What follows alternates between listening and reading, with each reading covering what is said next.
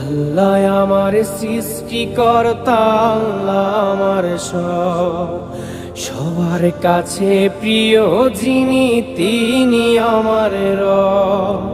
দুনিয়া করব সবাই আল্লাহর ইবাদত, দুনিয়া করব সবাই আল্লাহর ইবাদত। সব কিছুতে দিবেন তিনি তারি রহমত, সব কিছুতে দিবেন তিনি তারি রহমত। আল্লাহ আমার সৃষ্টিকর্তা, আল্লাহ আমার সবার কাছে প্রিয় যিনি, তিনি আমার রব।